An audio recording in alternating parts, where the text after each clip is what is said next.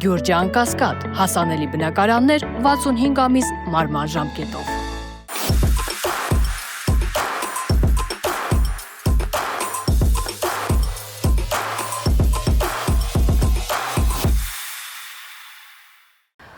Բարի երեկո, Մեդիահաբի եթերում Մետանոյան է և այսօր տաղավարում սիրով հյուրընկալել եմ Ազգային ժողովի Հայաստան խմբակցության պատգամավոր Աղվան Վարդանյանին, բարև ձեզ պարոն Վարդանյան։ Հազար բարի։ Շնորհակալ եմ հրավերս ընդունելու համար։ Շնորհակալ եմ ձեզ։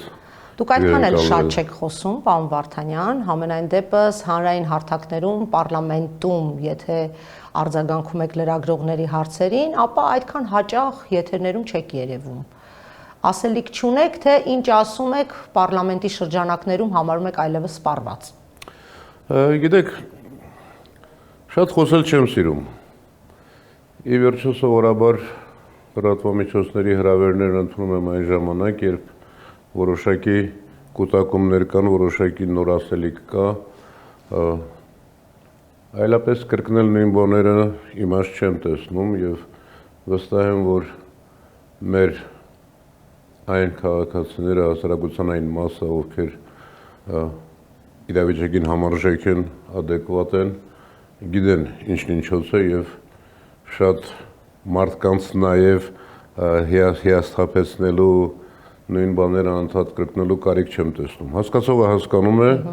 չհասկացողների հետ սովորաբար գործ չեմ ունենում։ Տեսեք, դուք Էդգար Ղազարյանին մեղադրում եք շատ խոսելու մեջ, հենց պարլամենտում լրագրողների մոտ ձեր, այսպես ասած, բավականին հայտնի տեքստը ընթերցելու ընթացքում ասացիք, որ շատ է խոսում եւ այդ շատ խոսելը նրան որևէ տեղ չի տանում, սակայն Էդգար Ղազարյանը նաեւ իմ տաղավարում էր հյուրընկալվել, ասաց, որ հենց այդ շատ խոսելով ենք կարողանում պրոբլեմների, խնդիրների մասին, այսպես ավելի համապարփակ հանրությանը ներկայացնենք մանրամասները։ Եվ պետք է շատ խոսել, որ մարդիկ շատ լսեն այդ խնդիրների մասին։ Մարդկային տեսակի հարց է, երկու դիրքորոշումն էլ իրավունք ունեն գոյություն ունենալու, մեկը շատ է խոսում, ես շատ չեմ խոսում։ Ես նաև ասել եմ, որ Էդգարը շատ հումոր ունի, շատ լավ հումոր ունի, հրաշալի նմանակումներ է անում, այդտեղ էլ կարող էր մեծ հաջողություններ ունենալ։ Մեր նախկին պաշտոնյաների այնպիսի նմանակումներ է անում, որ ուղղակի չես տարբերի։ Ասեն հետևում եք Էդգարին։ Նաև ասել եմ, որ հետևում, այսինքն չես կարող չհետևել, որ ասում եմ հարթուկը միացնում ես, որ ասեմ անընդհատ հետևում, չէ, իհարկե չեմ հետևում, բայց նաև համառ է, դա էլ լավ հատկություն է, բայց էլի մարդկային տեսակի հարց է։ Բայց այն ինչ գնահատականներ տվել եմ Էդգարին, դա իր գործունեության գնահատականն է, մարդկային որակների հետ, անձերի հետ ես խնդիր չունեմ, այն ինչ ինքը փորձել է Հայաստան խմբակցության պատգամավորների հասցեին ասել, արժանի պատասխանը ստացել է, եւ եթե նորից կրկնի նույն բանը, մի քիչ ավելի կոպիտ կլինեմ, բայց դե թող մարդը այդ գործը անում է, թող անի։ Պարոն Վարդանյան, անցնենք այսպես ասած, այս մեր ներքաղաքական բուռն իրարանցմանը, երկրորդ նախագահը կրկին խոսեց լրատվամիջոցների մոտ, երրորդ նախագահը դատարանի դահլիճից դուրս պարզաբանումներ ներկայացրեց, կարծես թե երկրորդ նախագահի բարձրացրած հարցերի եւ նաեւ ինչու ոչ մեղադրանքներին ի պատասխան, դուք պարբերաբար կրկնում եք այն թեզը, որը նաև քիչ առաջ էլ ասացիք, որ թիրախավորվում է Հայաստան խմբակցությունը ներընդդիմադիր մյուս թևի կողմից, այս ամբողջ աղմուկը կարծես թե նաև բարձրացավ այդ impeachment կոչվածի շուրջ, ես կցանկանայի լսել ձեր գնահատականները այս ամենի մասով, այսպես ուր ենք գնում, սա մեզ ուր է տանում, այս ներքին փոխհրաձգությունները առհասարակ։ Նախ ուրախ եմ եւ ճիշտ է, որ նախագահները խոսում են իրենց տեսակետներն արտահայտում են, իրենց մոտեցումները հանրությանը ներկայացում են։ Ես համաձայն չեմ, որ երկրորդ նախագահի խոսքում երրորդի հասցեին մեղադրանքներ կար։ Գնահատականներ էին իրավիճակի օբյեկտիվ, կարծում եմ, վերլուծություններ գնահատականներ էին, բայց տեսեք, ես այդ մասին էլ առանցին խոսել եմ, եթե հիշում եք, կարծում Ազգային ժողովի բրիֆինգի ժամանակ, ինձ համար ակնհայտ է, որ ընդդիմադիր դաշտում շատ մեծ համախմբում, շատ մեծ միավորում անհնար է։ Դրա փորձերը եղել են, դրա փորձերի մեջ ես էլ իմ փոքր դերակատարություն ունեցել եմ, բայց երբ որ համոզվել եմ, որ անհնար է այդ մեծ համախմբումը, հանգել եմ շատ բնական եզրակացության, որ այդ պարագայում շատ ավելի ճիշտ է հստակությունը առանջատվել,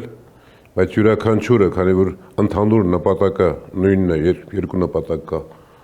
այս իշխանությունից ազատվել եւ երկիրը վերականգնման հում մտցնել, ամեն մեկը թող իր պատկերացումով, իր ուժերով, իր մտածողությամբ այդ քայլերն անի։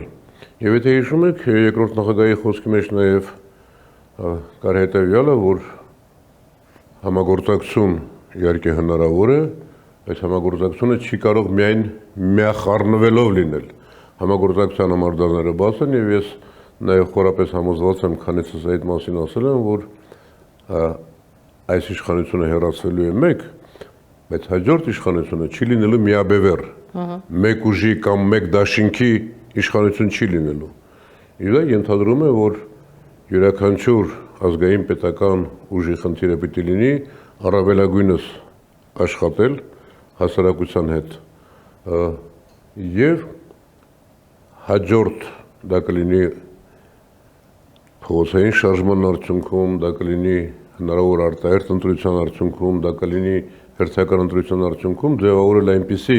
քաղաքական իրավիճակ, որ այս տարբեր խմբերը կարողանան իրար հետ արդեն համագործակցել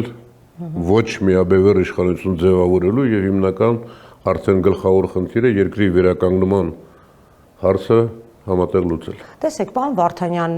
երկրորդ նախագահն էլ նշեց, որ այն թեման, որը այսօր այսպես շատ ակտուալ է, իմպիչմենտի թեման, իրատեսական չէ, դա մեզ տանում է դեպի զերո արդյունք,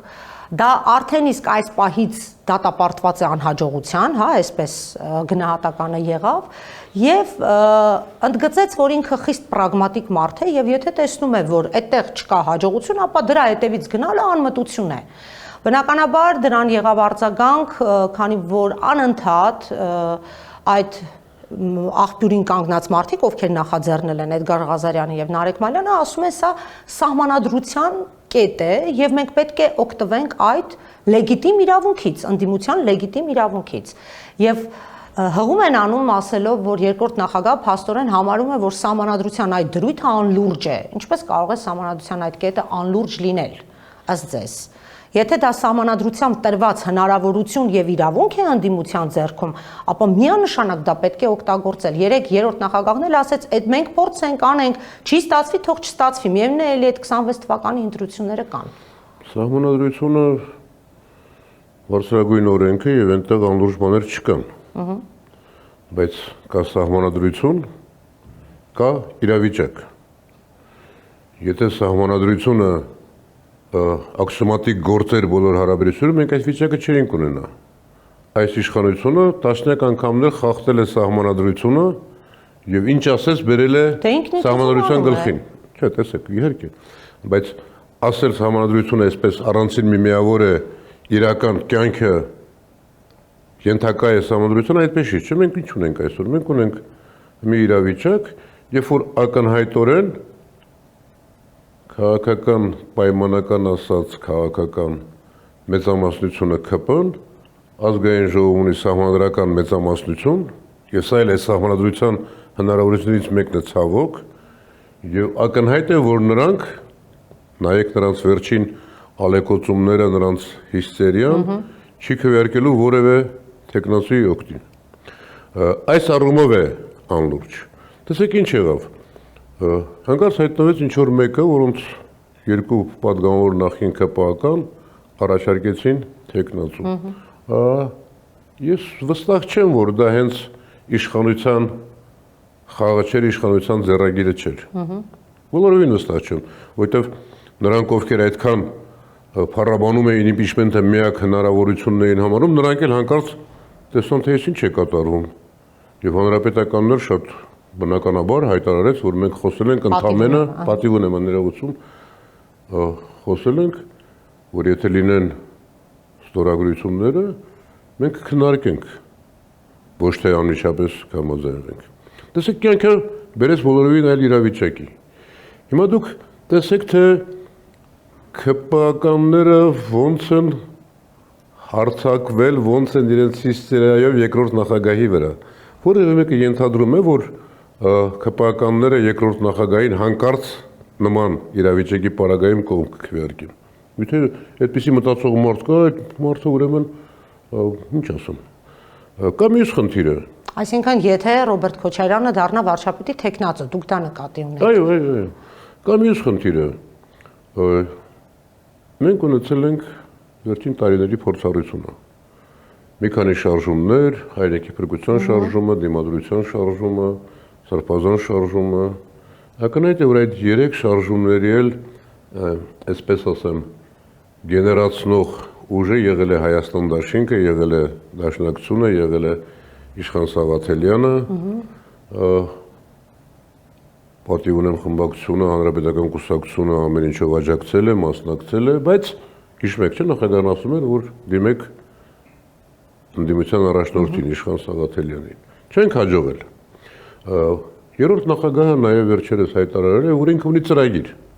Երրորդ նախագահը երեք նաև ասեց, դա ինչ հայտարարելու բան է, որ մենք ենք նախաձեռնել, մենք էլ այտենց կողքից կանգնած նայում ենք։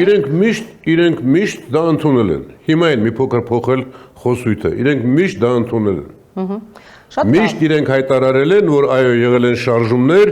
մենք աջակցել ենք, մենք չենք եղել նախաձեռնող։ Ժամանակներն այո վերջին շրջանում ասում են, որ բայց այդտեղ էլ եք, չէ, անհաջողության մատնվել, պարոն Վարդանյան, ահա։ Հիմա ասում եք, պրագմատիկ ենք, մենք դրան չենք կարող գնալ։ Ինչու՞ չեք թողնում ես շարունակեմ։ Կներեք, ասեք։ Շարունակության ասելիքս հետևյալն էր, որ երրորդ նախագահը վերջերս ասել է, որ ինքը ունի ծրագիր։ Այդ ծրագիրը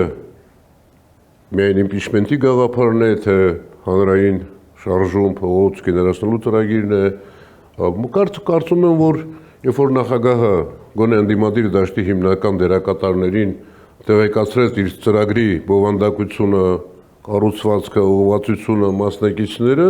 հնարավոր կլինի քննարկել եւ տեսնել ռեալությունը եւ մասնակցել։ Կլինի այդ ծրագիրը, կառաջարկվի այդ ծրագիրը սիրով, մենք էլ կաջակցենք, մենք էլ ինչպես իրենք են աջակցել։ Իմպիչմենտի այսօրվա իրավիճակը որ ստեղծվել է, ակնհայտորեն գոնե իմ համոզմամբ ուղղված եղել Հայաստան դաշինքի դեմ։ Ավելին ասեմ, ես մեկ այլ հաղորդման ժամանակ ասել եմ, նույնիսկ այդ երկու տղաների մեջ վեճ է եղել։ Նրանցից մեկը առաջարկել է, որ նամակները գրենք միայն Հայաստան դաշինքի անդամներին։ Մյուսը համոզել է, որ չէ, այդպես սխալ կլինի, այդպես միանգամից կերևա նպատակը եւ այլը, որ թիրախավորում է եւ այլը, միայն դրանից հետո են որոշել բոլոր падգամավորներին գրել նամակը։ Հաջողվեց այդ ծրագիրը իրենց, իհարկե չհաջողվեց։ Իրենք ընկան մի փոսի մեջ, որը իմ խորին համոզմամբ իրենց համար պատրաստեց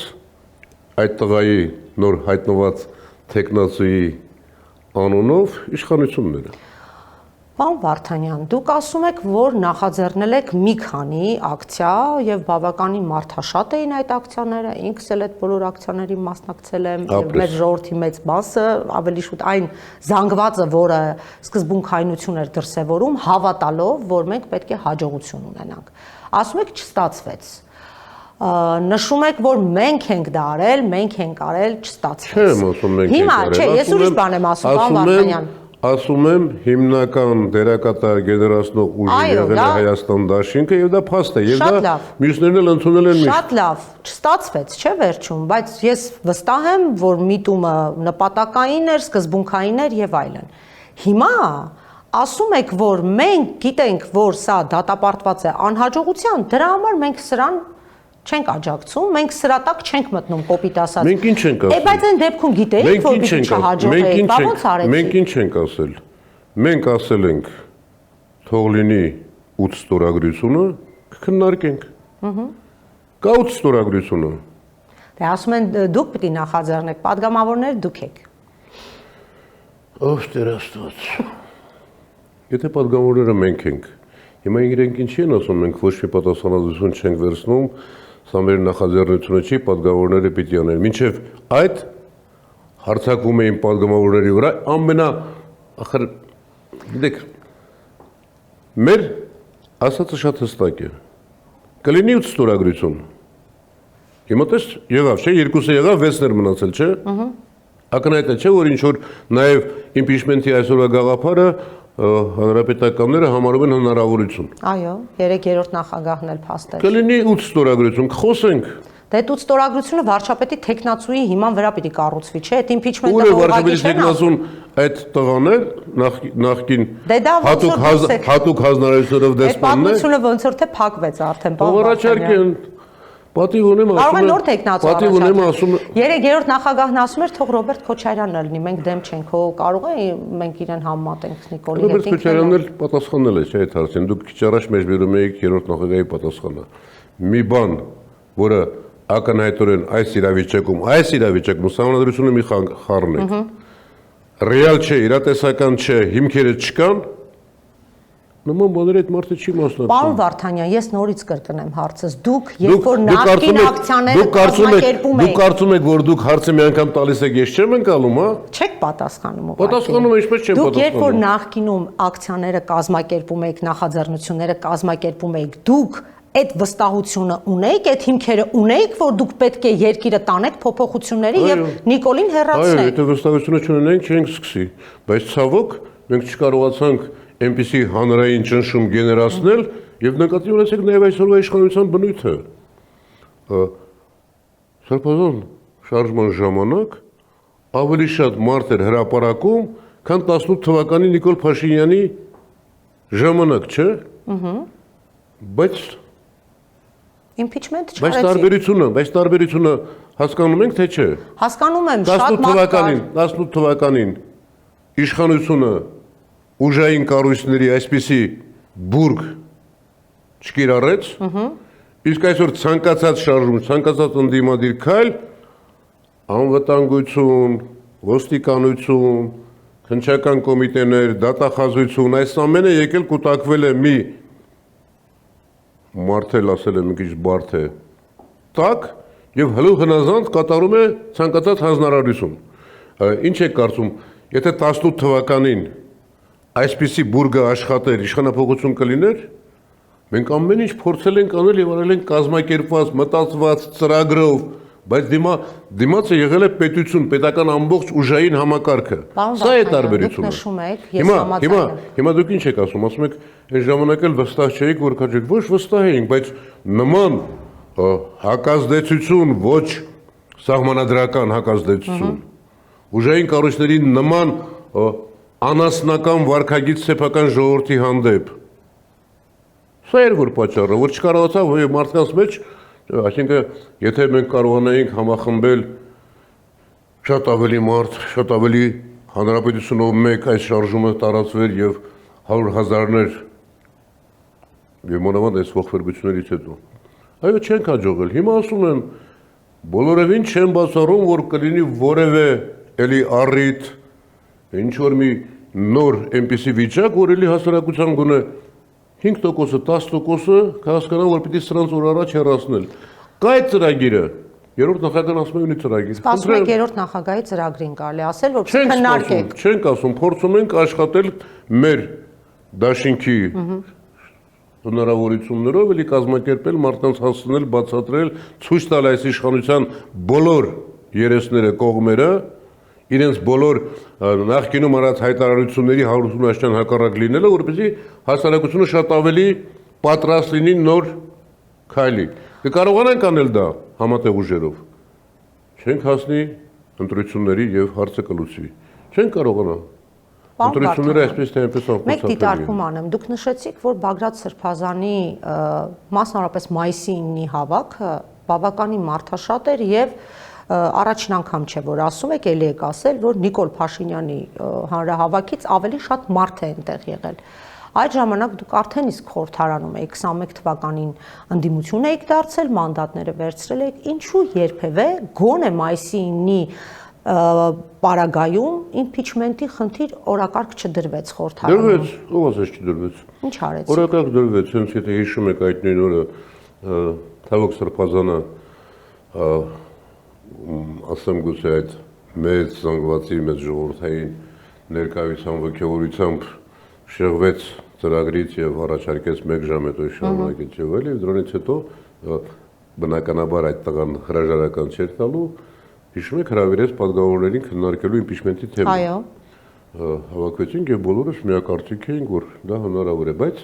ելի կար նույն խնդիրը, կար 36 ստորագրության խնդիր։ Այնտեղ կար մեկը, որի հետ Բայց վարչապետի տեխնացուի խնդիրներ, պարոն Վարդանյան, այս ժամանակ վարչապետի խնդիրը Բագրատ Սրբազանը չէր կարող լինել տեխնացու։ Ժողովուրդը հրապարակում վարչապետի տեխնացու տեսնում էր Բագրատ Բագրատ Սրբազանին, եւ եթե ժողովրդի շարժումը շարունակվեր եւս մի քանի օր, նույն այդ անհնարինությունը ես կարծում եմ լուծելի կլիներ կամ կգտնվեր այլ տարբերակ, բայց ցավոք հաջորդ օրը շարունակություն չունեցավ։ Եվ քանի որ հնարավոր չէր 36 ստորագրություն ունենալ, հիշում եք, կար մեկը, չէ՞, Իշխան Զաքարյան, որ այդ ասում էր, երբ որ 53 ստորագրություն կլինի, ես 54-րդը կլինեմ։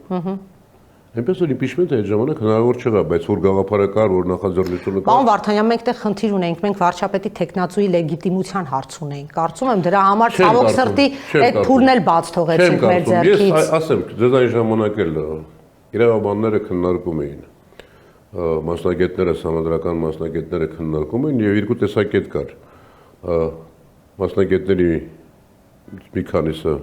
անունների հիմա չասեմ, համոզված էին, որ այդ խնդիրը լուծելի է, մյուսները զուտ տարիներ։ Այս համանadrությամբ ամրագրված կետ էր, պարոն Վարդանյան, ո՞նց ժողովուրդը եթե լիներ այնպիսի մեծ, այդ հարցը վստահ եմ լուծելի էր։ Այդ հարցը լուծելի էր։ Հիմա վերադառնանք խորհրդարանը վերջին շրջանում, պարոն Վարդանյան, խիստ ագրեսիվ դրսևորումներ է ցուցաբերում ՔՊ-ն, մասնավորապես ձեր նկատմամբ եւ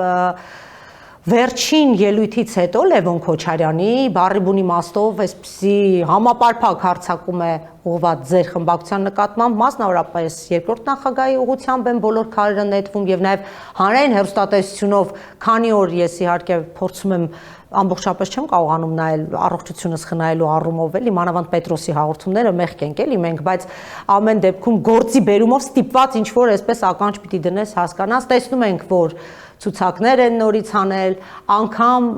Ռոբերտ Քոչարյանի օրոք մահացած, սպանված մարդկանց ցուցակներ են հանել, այսինքն բոլոր այսպես գործիքակազմերը հանել են ի ցույց,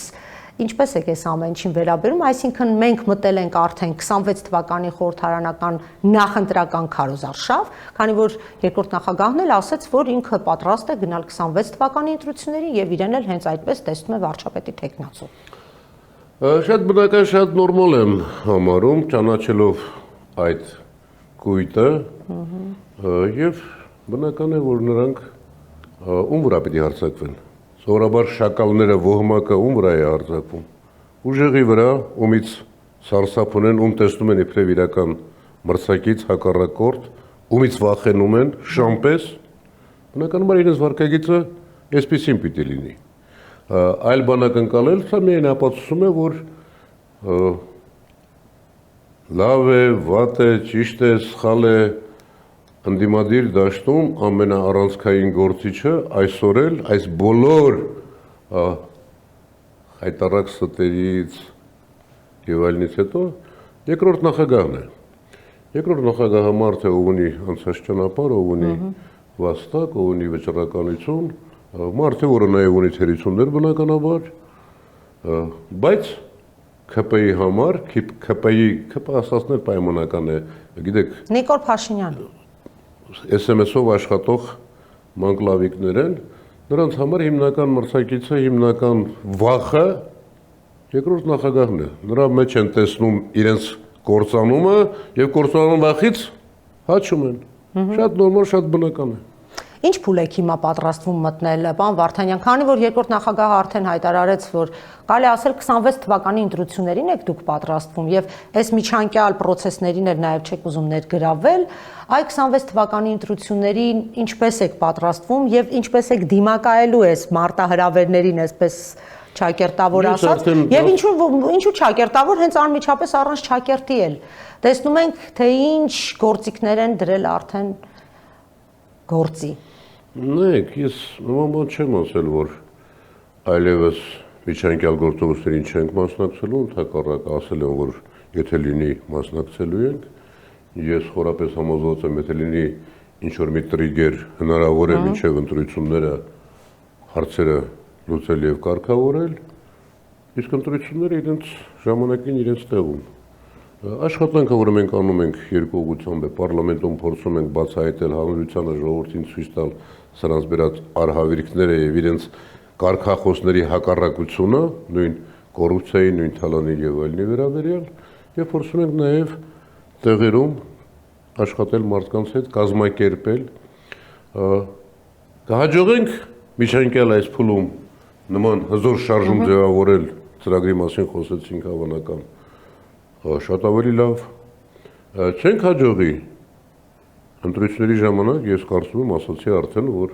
հաջորդ իշխանությունը չի լինելու միաբևեռ, լինելու են կարծում եմ առնվազն մեր դաշտից, ազգային պետական մտածողության դաշտից մի քանի ուժեր, կլինեն իհարկե դաշինքներ, կլինեն նաև առանցին քաղաքական ուժերը հանրություններին մասնակցող եւ ամեն ինչ պիտի անել, որ այդ ուժերը մարդկանց հետ աշխատելով ապահովեն իրենց առավելագույն վարկանիշը քվեն։ Ապահովեն ամենակարևորը ընտրությունների միջոցով, ընտրության միջոցով բան փոխելու գիտակցություն, որովհետև որքան մեծ լինի մասնակցությունը ընտրություններին, այնքան սրանց շանսերը շատ ավելի կտրուկ կնվազեն, արդեն նվազած են, հիշում եք, չէ՞, ի վերջո այս տարիների վերջին 18 թվականից, 19 թվականից հետո հիմնական խոսույթն այն էր, որ սրանց վարկանիշը պիտի մաշեցնել, այսօր փաստորեն այդ վիճակը կա, բայց կրկնում եմ, որքան մեծ լինի ընտրություններին մասնակցելով փոխելու հավանականությունը մարդկանց մեջ, հաճախելիությունը, այսպես, ընտրության մասնակիցների թիվը, ինչպես եղավ Գյումրիում։ Գյումրիում մասնակիցների թիվը շատ էր։ Նույն Գյումրիում ԿՊ-ն համոզված էր, որ կլինի 30-35% մասնակցություն եւ իրենք կհաղթեին։ Այո, բայց շատ եղավ, արդեն նվազեց։ Այսինքն մեր խնդիրն ինչ պիտի լինի, իմ ասած ուժերի խնդիրն ինչ պիտի լինի։ Ամեն մեկը իր պատկերացրածով, իր կառույցով, իր հնարավորություններով աշխատել հանրության հետ, դա կլինի շարժումներ, դա կլինի անհատական մարդկային աշխատանք, դա կլինի բացահայտումներ։ Գիտեք, ես վստահ եմ, որ նաև այս ընթացքում շատ ավելի մեծ բացահայտումներ են լինելու, թե սրանք ինչեր են արել։ Եվ ապացուցված այդ փաստերը կլինեն նաև իրենց կոռուպցիոն գործարքների եւ այլն եւ այլն։ Այստեղ հսկայական դեր ունի նաև զանգվածային լրատվամիջոցները,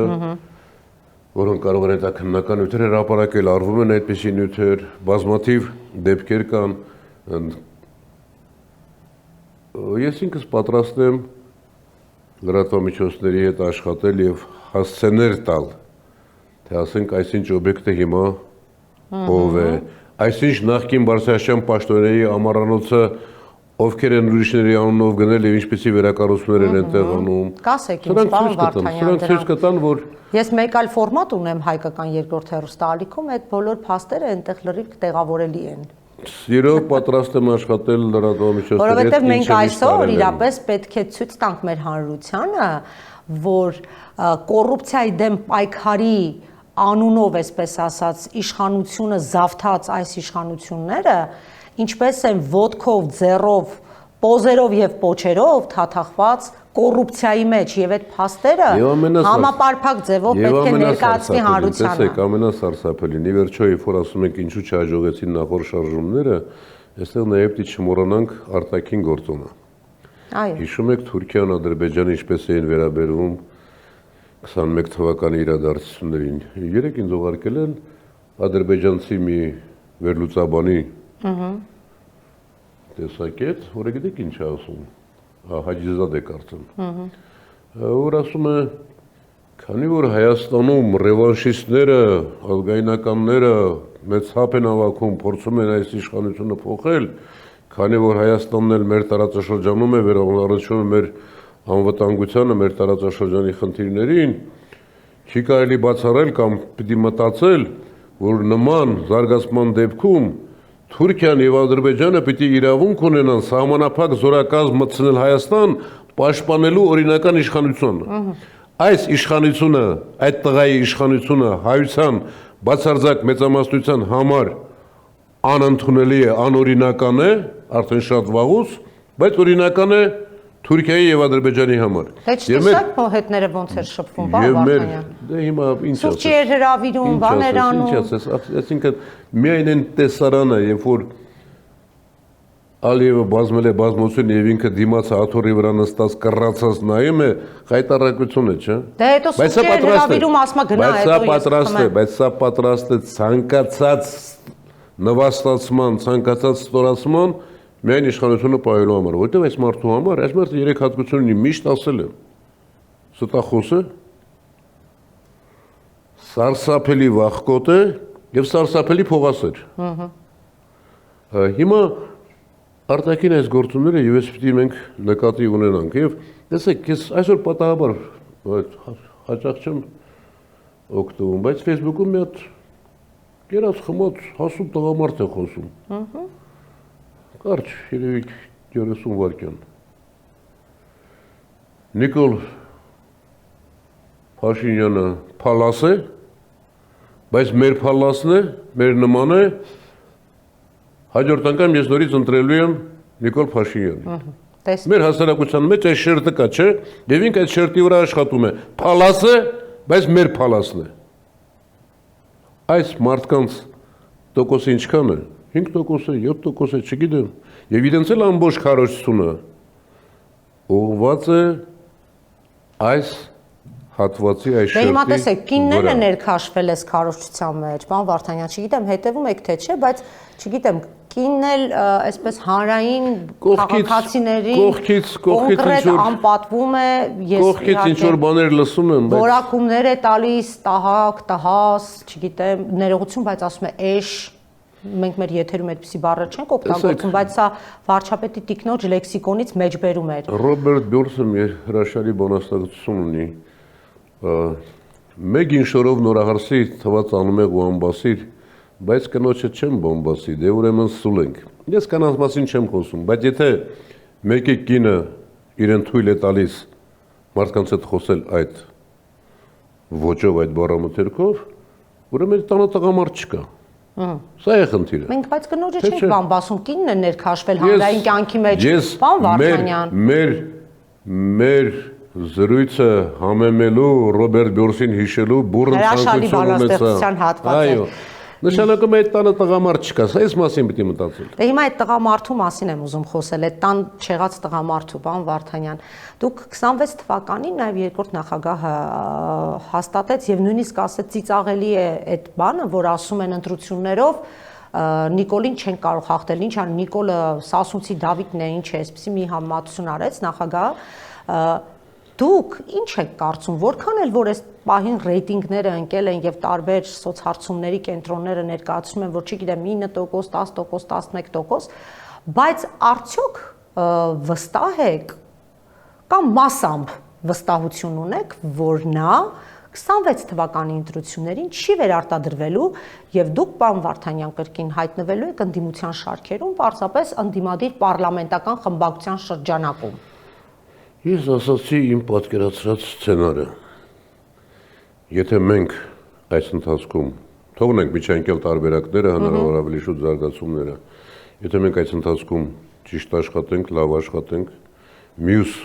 իմ ասած ուժերը ոչ թե հնարավոր է այսօր տեխնացիա ձևակերպ առաջադրվում կամ այն մյուսները կան, չէ՞ որ երեք ցույց էին անում անասնական։ Հա։ Եթե իմ ասած ուժերը, ազգային պետական ուժերը կարողանան լավ աշխատել, ամեն մեկ իր կարողությունների, իր պատրաստումների չափով եւ գնալ ընտրություններին մի քանի ճակատներով, գիտեք, 100%-ով ասելը ազնիվ չի լինի, ճիշտ չի լինի, երբեք մի ասա, երբեք, բայց խորապես համոզված եմ, որ իմ ասած սցենարի ինքն էլ է, չէ՞, լավ աշխատել։ Մեր ասած սցենարի պարագայում, այո, Երջո ուրիշ տարբերակ ունենք մենք։ Եթե հասնում է հերթը ընտրություններին, ինչ եք առաջարկում։ Ընտրություններին չմասնակցել։ Չէ, ընտրությունների միշտ է պետք մասնակցել։ Այսինքն պիտի աշխատել, պիտի փորձել բոլոր ուղղություններով ունենալ մեծ հավանականություն անցողիկ շեմանցնելու 10, 15, 20, 30, 40% հավաքելու տարբեր ուժերով, որոնց միավորումը ոչ միաբևեռ իշխանություն, ազգային պետական իշխանություն ձևավորելու հնարավորություն կտա։ Որոշակի կոալիցիայի ձևավորմամբ, որովհետև անդադ իմ խորին համոզումն է, որ մեր այսօրվա իրավիճակում ակնկալել, որ որևէ քաղաքական ուժ միայնակ 50+ կհավաքի, այո, իրատեսական չէ։ Իրատեսական չէ։ Եվ վերջում այս հարցն եմ ուզում տալ, այդ ընտրությունների մասին երբ խոսում եք դուք, միշտ ձեր ընդդիմախոսները հիշեցնում են, ասում եք 21 թվականին էլ ասում եք, որ հաղթում ենք եւ այլն, պետք է մենք Իսկ ինչ ասենք, գնում ենք ընտրությունների պարտվելու։ Պարտվեցիք, այդ է նշում, որ տեսակ պարտվեցիք, քանի տարի է, ինչ եք անում, որ խորհրդարանում ինչու դուրս չեք գալի խորհրդարանից, մանդատներն էլ վայր չեք դնում։ Շատ բաներ կարող են ասել, գիտեք, եթե ամեն նման ասողի լսենք, քաղաքական ուժը, դաշինքը այնպեսին է, որ ունենում է սեփական տեսակետը, կարծիքը, վերլուծությունը, իրավիճակի գնահատականը, եթե ստորաբար մեզ մեղադրում են բաների մեջ, անունները չտամբ, որտեղ պատասխանել եմ նաև դրանց, խաբեցիք, ֆռցրեցիք, աֆերիստներ, չգիտեմ ինչեր, դա ինչ, այդ մարդկանց հետ ինչ խոսես։ 21 թվականին, այո, մենք իսկապես շատ լավ, քարոզություն իրականացրեցինք, մեծ աշխատանք տարեցինք, տարանք երկրորդ նախագահը իր բնավորության համաձայն ճշգրիտ վայրկյան գիշեր-ցերեկ աշխատեց բոլոր մարզերում, բոլոր տեղերում, բայց փաստորեն յետպատերազմյան շոկը մեր ժողովրդի փոքր մասնակցությունը եւ մարդկանց անհանգստությունը, նաեւ այդ տարիների այդ ամբողջ թույնը, որ լցրել էին երկրորդ նախագահի կերպարի վրա, ունեցանք այս արդյունքը։ Այս տարիների ընթացքում 4 տարիներին չենք զիջել, չենք նահանջել, աշխատել ենք, փորձել ենք, այսօր էլ փորձում ենք աշխատել եւ նաեւ դրա պատճառով է, որ այսօր ԿՊԱ-ականները նման հիստերիայի մեջ են։ Լավ ենք արել, շարունակելու ենք եւ եթե տեղը եկավ, նաեւ պատրաստ ենք ցանկացած քայլի։ Շնորհակալ եմ, պարոն Վարդանյան, հրավերս ընդունելու համար։ Ես եւս շնորհակալ եմ։ Ձեզ մաղթում եմ ամենայն բարիք եւ մեր հետևորդներին, հեռուստադիտողներին եւս մեկ անգամ հիշեցնենք, որ այսօր Մետանոյայի տաղավարում հյուրընկալել ենք Ազգային ժողովի Հայաստան խմբակցության падգամավոր Աղվան Վարդանյանին։ Կհանդիպենք հաջորդ շաբաթ։